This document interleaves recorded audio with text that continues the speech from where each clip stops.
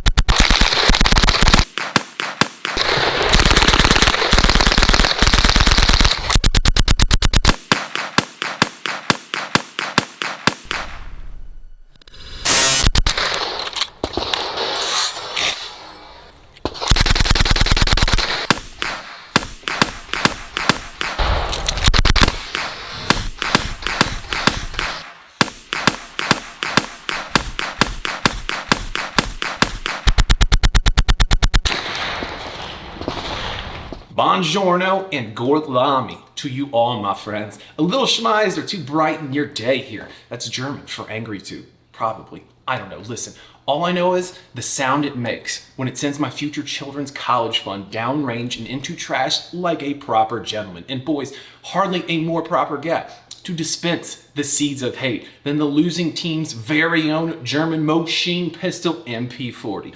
As seen on literally every movie ever about World War II, gentlemen, 110 SAS actual history class is now in session. An open bolt, blowback stamp steel season is here to stay. So let's talk about it. The main infantry submachine gun next to the MP-38, the German MP-40, was one of the most heavily used small arms by the German army of all World War II, and oftentimes found itself in French resistance hands and even sometimes Soviet units that had tactically acquired them for when the situations had called for it. Its design dates back to 1938, when the bad guys in Nazi Germany were in the beginning stages of trying to take over the world. The push into Poland and the Blitzkrieg were in the very beginning stages. The German High Command called for the need of a light pistol caliber submachine gun that could be compact and nimble for vehicle-borne ops and also serve as a standard infantry weapon at the squad level. Now, Germany was not new to the idea of the submachine gun. In fact, guys, they kind of practically invented it with the MP-18. I know you've all played Battlefield 1, so yeah, you know the MP-18, it's OP. Now, it's kind of debated whether or not it was the actual first, but no doubt it was the very first produced on a mass scale and meant for close quarters, trench combat warfare. While only a disputed 30,000 of these MP-18s were actually ever produced, it's guessed that approximately only 4,000 of these units were actually delivered to the front lines and seen combat. The outcome was game-changing for the rapidly changing small arms race. Fortunately for the rest of the world, the Axis took their first L in World War fighting, so it never showed up to make a real difference in time. However, its actual purpose and execution was legitimately devastating at the time, proving far more capable at urban, guerrilla, and other kind of close quarters warfare from there and on. And guys, the world took note. By 1940, the entire world had either developed or was using some sort of submachine gun, and for good reason. Guys, the bolt action was the absolute most issued small arm of the entire world at that time. And when you're clearing trenches or buildings, the ability to pump 500 rounds per minute versus a bolt gun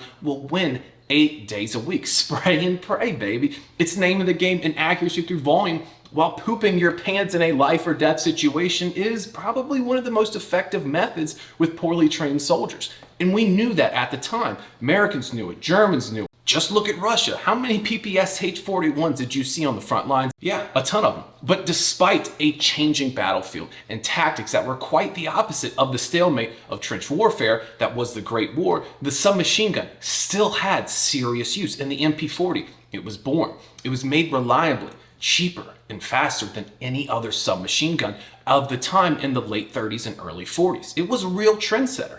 Low cost yet effective and reliable small arms have always been of the utmost importance when arming a nation at war, and the MP-40 excelled at just that, costing approximately $20 to manufacture.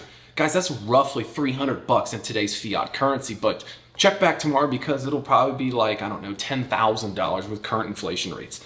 Anyways, Where the MP-40 seen its first heavy use was in the Blitzkrieg campaigns between the late 30s and early 40s. Blitzkrieg translates roughly to lightning war, and brother, did the Germans do just that. The MP-40 was perfect for this role. This type of warfare, the Blitzkrieg, heavily relied on mechanized infantry, motorized infantry, armor, and air support all at the same time.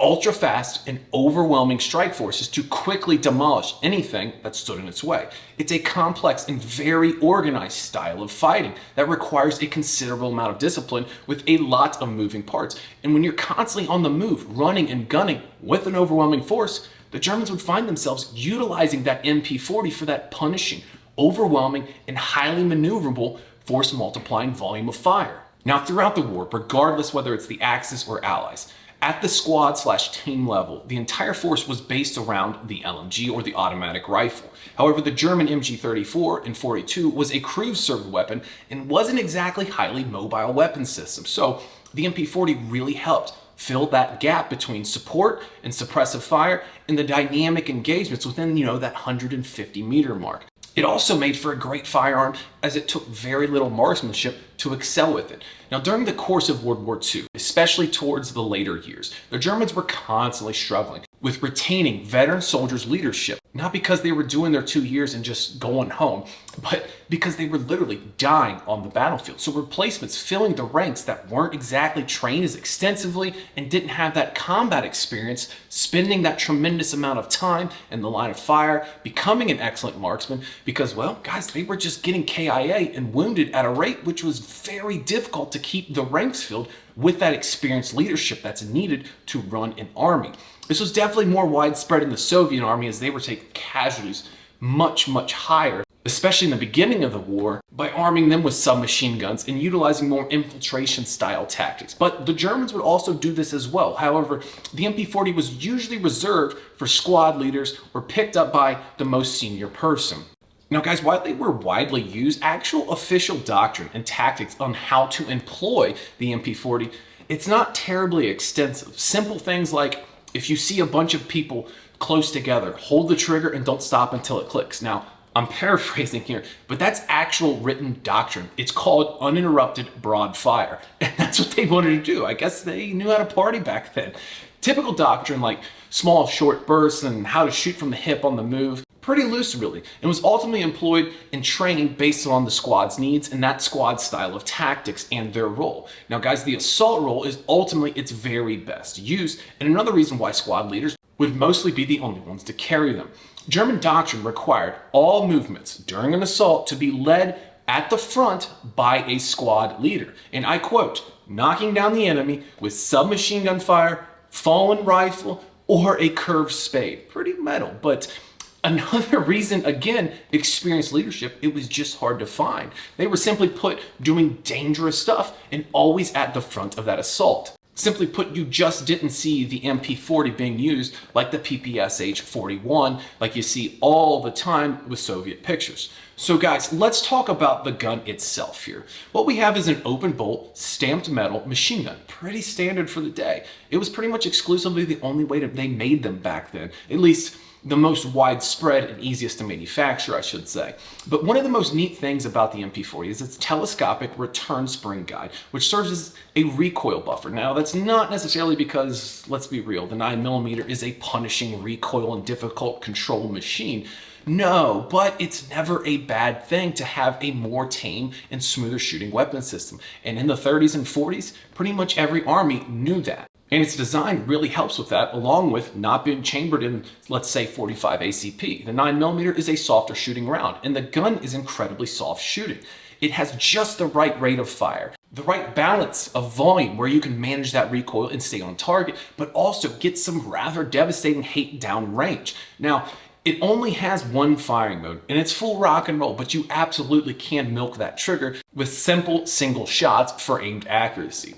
You do have an underfolding stock here that's like a metal wire-esque design.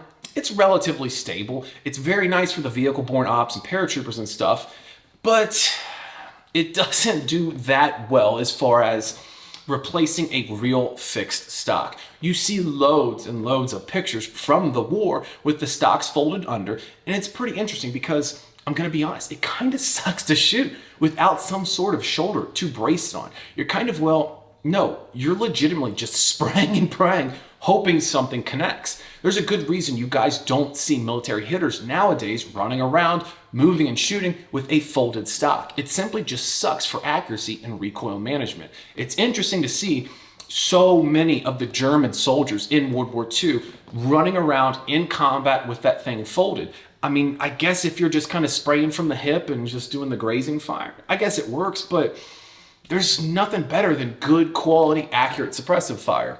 Ultimately, guys, it's a very reliable platform with very little faults, other than its biggest fault being the double stack magazine that was single feed. It was incredibly susceptible to malfunctions if the magazine was used as a grip or braced on something like a barrier during the firing cycle. Sometimes when dirt would get in there, it wouldn't like it so much. It wasn't the end of the world though, and troops were trained to leave it be and keep it clean, so they did okay with it, but it is a tiny little fault. Now, over 1 million of these guns were produced during World War II, and only a few of them are left out in the wild today. It's been used in combat across the globe and proven itself as a worthy small arm, and it's undoubtedly proved itself in history as one of the greatest. So gentlemen, that's a wrap on the MP-40. So until next time, guys, I appreciate the views, the sharing, and overall support. Guys, huge news. This channel has hit over 100,000 subscribers. It's absolutely impressive thing you guys have done growing with me and just showing that love. I can't thank you guys enough. You are the absolute best. So guys, I'll leave you with that and remind you to always run your gun and not your mouth.